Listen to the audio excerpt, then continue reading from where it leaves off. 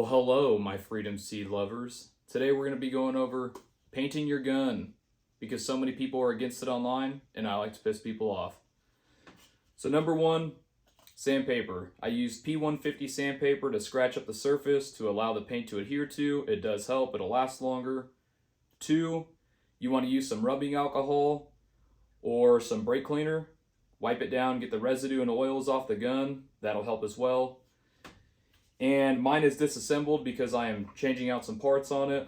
So I will be doing the upper lower buffer tube, handguard, and stock separate. It doesn't matter if it doesn't all line up when you paint it, guys. It's not supposed to be perfect. We're spray painting it. It's just to give it a different color and break up the colors other than just being all black. So I did put on an old grip because the grip I am using, I do not want to paint it because it'll eventually just flake off and peel off anyways. Same with your stock butt pad. I took that off as well. It'll fall off. Taping is important. You want to tape off your mag well, your trigger if you have one in there, and your trigger shoe hole. For me, trigger pinholes, barrel nut, threads, and gas tube hole. That's pretty much it, guys. I'm going to be using the Rust-Oleum Camouflage 2X cover. This one is Deep Forest Green. And this one is tan, other known as FDE. So yeah, guys, let's get outside, start spraying. All right, so now that we're out here, this is what I'm going to be using for the design. All this is like a Delicate's laundry bag. So I took it and I cut off the other side of it. So I'm just stuck here with one side.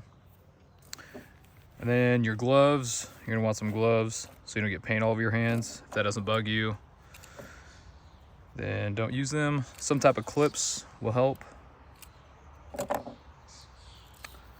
So let's just go ahead and start off with the base color, which I'm going to be using the tan.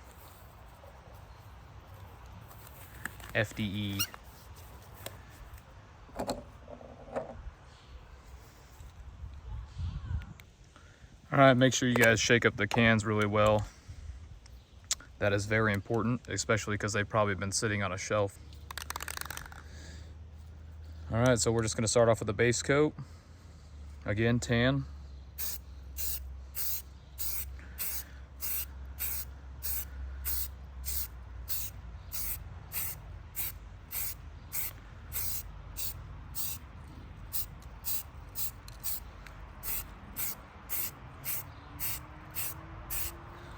You guys don't need to get too close, just enough to get some on there. Again, it's just a base coat. We don't want to saturate it and get it wet.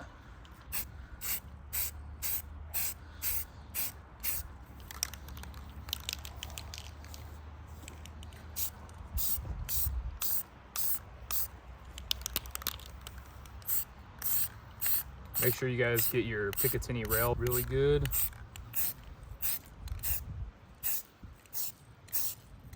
Just hit it from all angles, guys.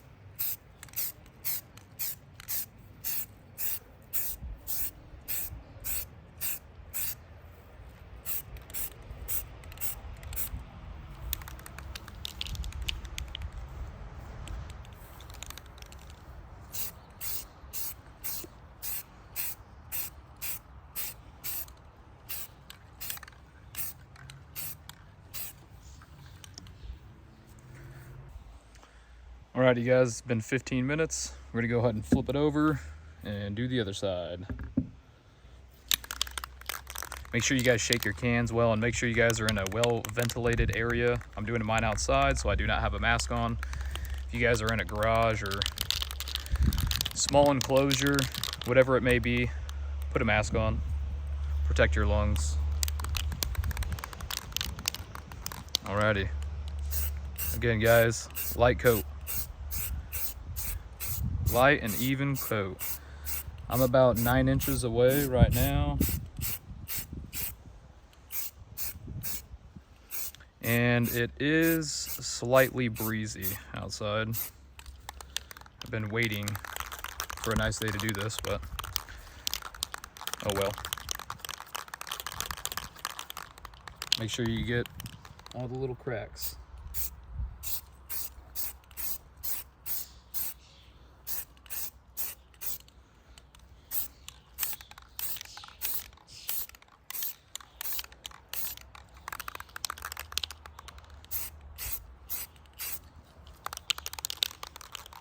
I'm actually gonna pick this thing up, finish getting the buffer tube. Not that that really matters, stock's gonna be covering it.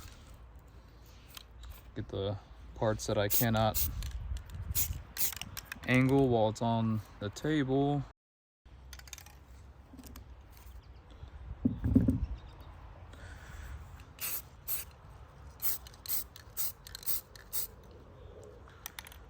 All right, let that sit for another 15 minutes and we'll come back. All right guys, it's been 15 minutes. I'm gonna go ahead and start doing the pattern, and we'll just take this guy here. Actually, probably go this way. Just make sure you press it down around the curves of the gun so you get that pattern.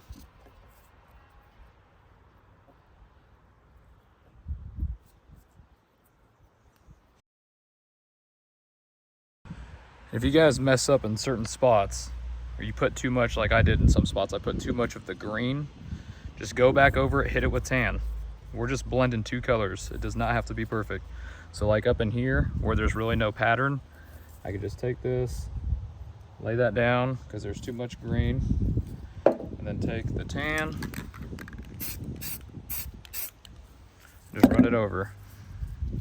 And see, now I have a pattern again. So it's really not difficult, guys. It doesn't have to be perfect again. Doesn't look too bad. But yeah, I'll go get all the other parts.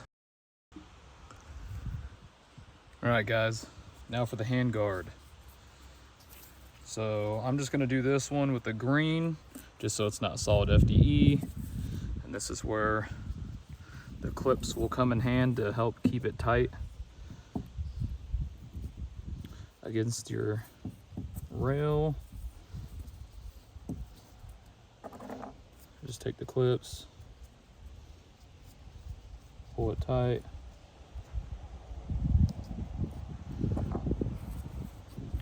Same thing here.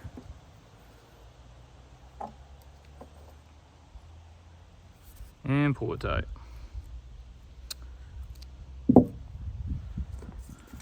Now again, like I said, I'm just gonna do the green.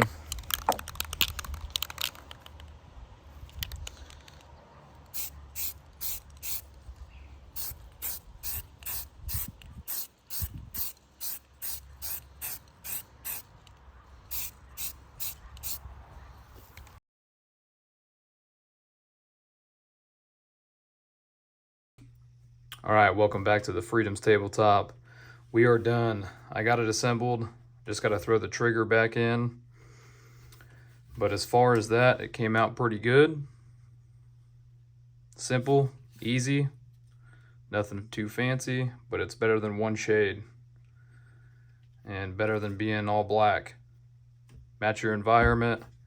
I live in the Pacific Northwest, so tans, browns, and greens will all work for me.